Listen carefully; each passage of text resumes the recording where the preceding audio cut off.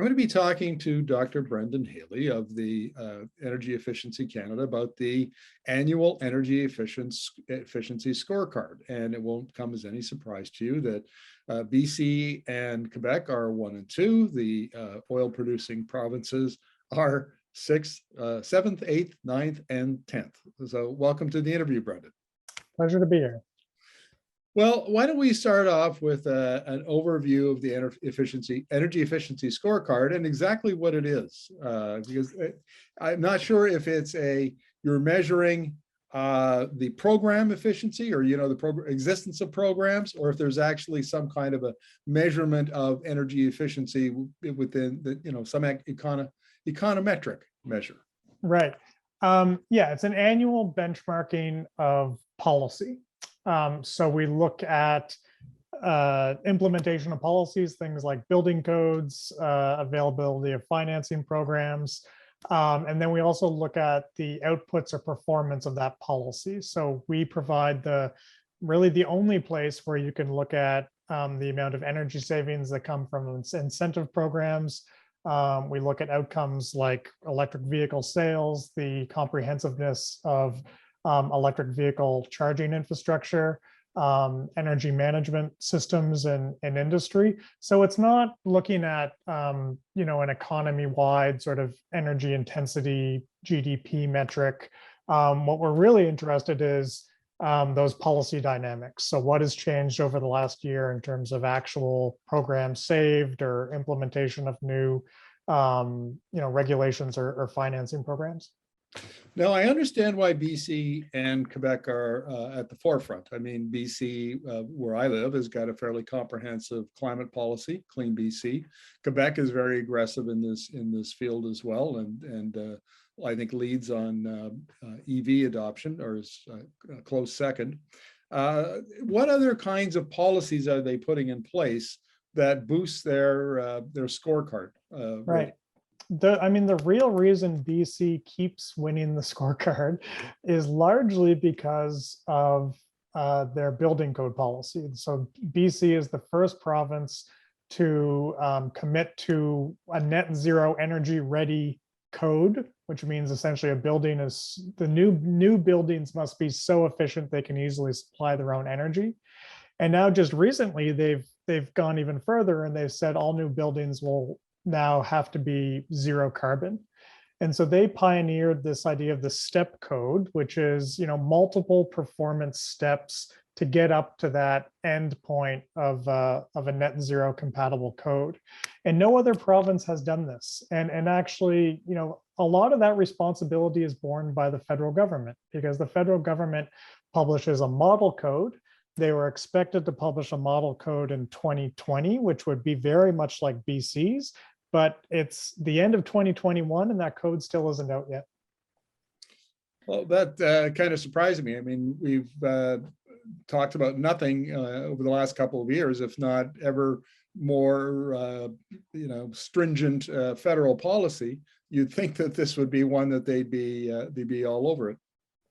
Yeah, it's, we really think that the federal government needs to take leadership over the building code development process and doing what BC did. In BC, it wasn't just a kind of an industry consensus on the worst building you should legally be allowed to construct. That's basically codes that the way we thought about the minimum code, but it's also saying this is the endpoint we need to get to.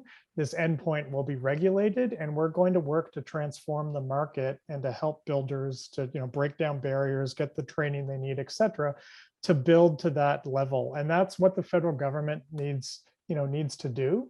It's interesting because now the Liberal Party has a mandate to speed up the adoption of net zero codes until 2025.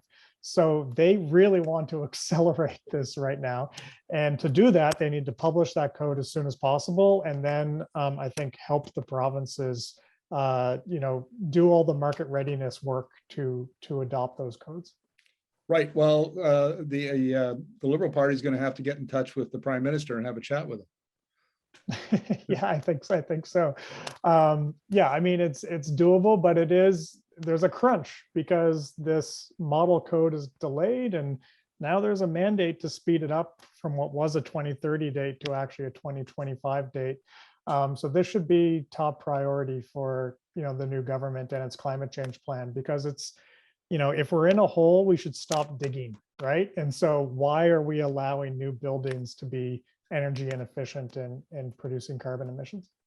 Right. And for our American and European viewers, I'll just point out my little joke, which is that the Prime Minister Justin Trudeau is actually the leader of the Liberal Party of Canada.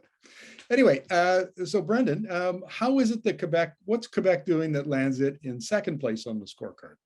Right. So Quebec, it leads in transportation, which is perhaps not surprising. So we looked at the electrification of vehicles. Quebec maintains the most comprehensive charging network in the country, which has largely been driven by Hydro-Quebec.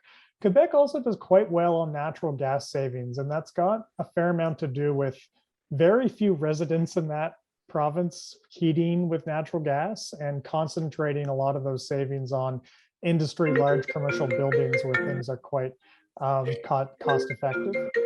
So we're expecting that Quebec is going to move much farther on heating electrification. Actually, the two utilities in Quebec, the electric utility and the natural gas utility, have come together on a joint decarbonization strategy, which should promote heating electrification, but use that fuel more strategically to deal with those peak power periods. It's a pretty interesting policy development in that province right now, and that should affect where they go in the future. Now, Canada's biggest province, Ontario, slots in at number 4. What is it that Ontario is doing or not doing that puts it middle of the pack?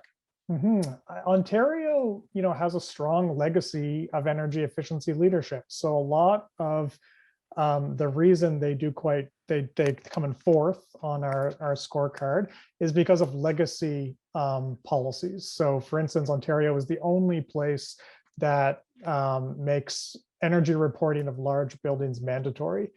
They have one of the more progressive and stringent building codes in the country. They're still continuing to do some interesting grid modernization work.